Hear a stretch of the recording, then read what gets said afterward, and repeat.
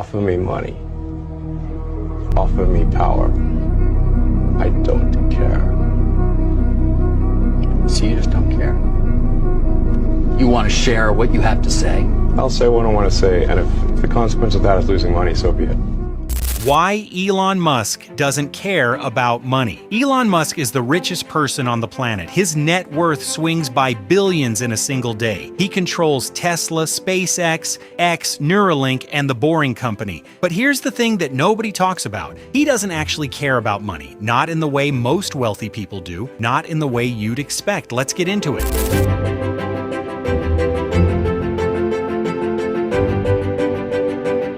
Look at the track record. In 2002, Musk sold PayPal for $180 million. That's generational wealth. Most people would retire, live on a beach, never work another day. Instead, he took almost all of it and split it between 3 companies that experts said would fail. $100 million into SpaceX, $70 million into Tesla, $10 million into SolarCity. By 2008, all 3 companies were nearly bankrupt. He was going through a divorce. The financial crisis hit, and he had a choice. Pull out, salvage what's left, protect himself, or go all in. He chose all in. He put his last dollar into the companies, borrowed money to pay rent, slept on friends' couches. The richest man you know today was broke in 2008 because he refused to let the mission die. That's not normal behavior. That's not how wealthy people think. Wealthy people preserve capital. They protect downside. They don't risk everything on electric cars and reusable rockets that the entire industry says are impossible. So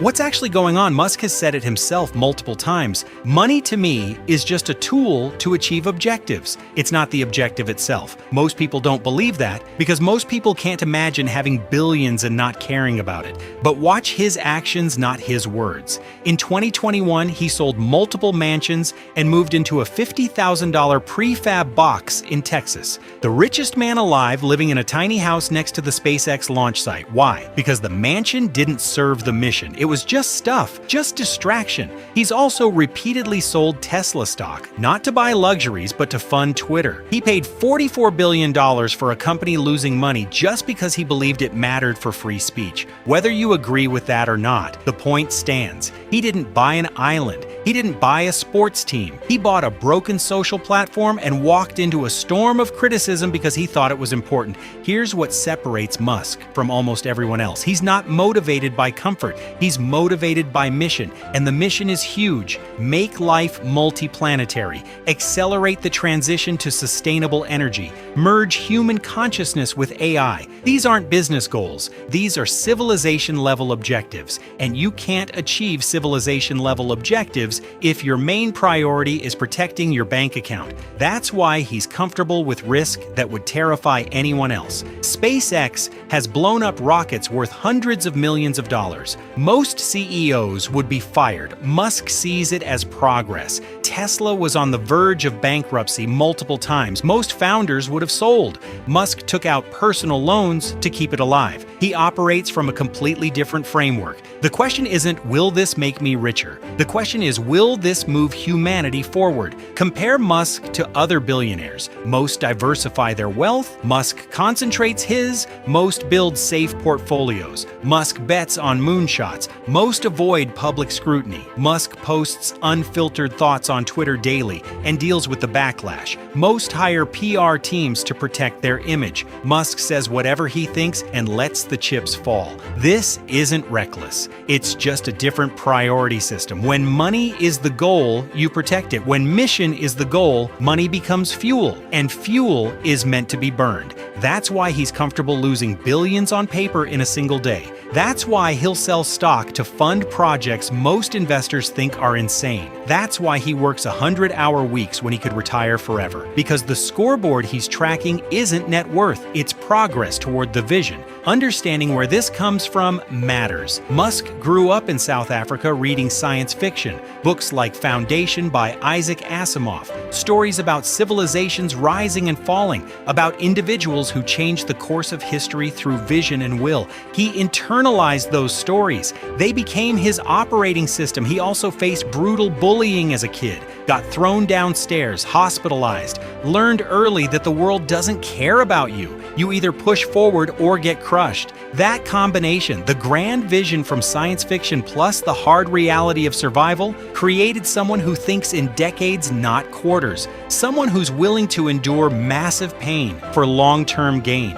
And someone who genuinely doesn't care what people think because he's already survived worse. Musk is famous for first principles thinking. Instead of reasoning by analogy, he breaks things down to fundamental truths and builds up from there. Most people said electric cars can't work because batteries are too expensive. Musk asked, what are batteries made of? Cobalt, nickel, aluminum, carbon. What do those cost on the commodity market? Oh, way less than the finished battery. So the problem isn't physics, it's manufacturing. Let's solve manufacturing. That's first principles. And it applies to how he thinks about money too. Most people think money equals success. Musk thinks impact equals success. Money is just stored energy that can be converted into progress. So he converts it constantly, aggressively, without hesitation. There's another layer. Musk lives like someone who's already lost everything and is okay with it. He's said multiple times he expects to die on Mars, just not on impact.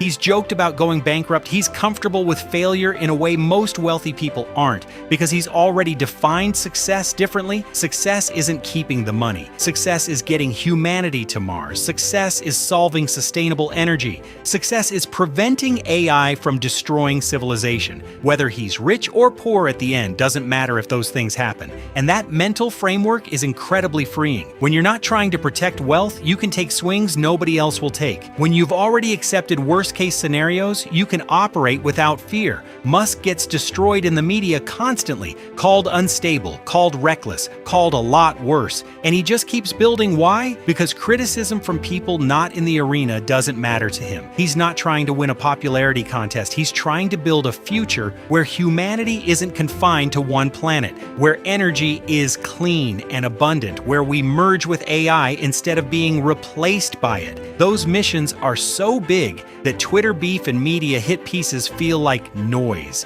irrelevant noise. This is why he can lose $40 billion on Twitter and not blink. Because the question isn't, did I lose money? The question is, did I protect free speech and open source the algorithm? If yes, then mission accomplished regardless of the financial cost. Here's the paradox. By not caring about money, Musk has made more of it than almost anyone. Tesla became the most valuable car company on Earth not because he was chasing valuation, but because he was chasing the mission of accelerating sustainable transport. SpaceX became the dominant space company not because he wanted a monopoly, but because he wanted reusable rockets to make Mars possible. The wealth is a byproduct of solving massive problems, and that's the lesson most people miss. If you chase money, you might get some. If you chase massive, valuable problems and solve them, the money chases you. Musk proved this over and over. He didn't start Tesla to get rich. He started it because nobody else was making electric cars that didn't suck.